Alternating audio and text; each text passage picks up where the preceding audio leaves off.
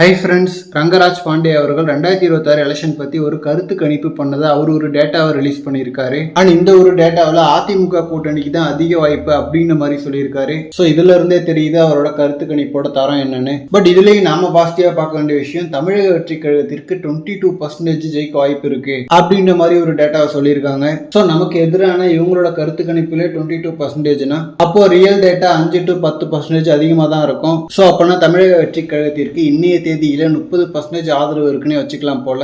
And எலெக்ஷனுக்கு இன்னும் சில மாதங்கள் இருக்கு. அதுதான் டிவிகேவுக்கு ஒரு கீ ஃபேக்டரா இருக்கும். ஸோ ஜூன்ல இருந்து தளபதி ஃபுல் ஃபிளெஜ்டா களத்துல இறங்குவாருன்ற மாதிரி ஒரு எதிர்பார்ப்பு இருக்கு. டெஃபினட்டா அந்த மாதிரி பண்ணாருன்னா இந்த பர்சன்டேஜ் டிராஸ்டிக்கா இன்க்ரீஸ் ஆகும். அண்ட் அது எல்லாமே இனிமேல் தளபதி என்ன பண்ண போறாரு அப்படின்றத பொறுத்து தான் இருக்கு. அண்ட் ரங்கராஜ் பாண்டே அவர்கள் சொல்லியிருக்கிற இந்த ஒரு கருத்து கணிப்புல இன்னொரு காமெடியான விஷயம் என்னன்னா, தமிழகத்துல சிறப்பாக செயல்படும் எதிர்கட்சி எது அப்படின்னு கேட்டதுலயும் அதிமுகவுக்கு தான் அதிக பர்சன்டேஜ்னு போட்டிருக்காரு. பட் ஆனால் லாஸ்ட் சில மாதங்களாவே டிவிகே தான் டிஎம்கேவுக்கு எதிர்கட்சி மாதிரி செயல்பட்டு இருக்கு. அண்ட் ஆல்சோ டிஎம்கேவை சேர்ந்தவங்களுமே இப்பெல்லாம் டிவிகேவுக்கு எதிராக தான் பேசிட்டு இருக்காங்க.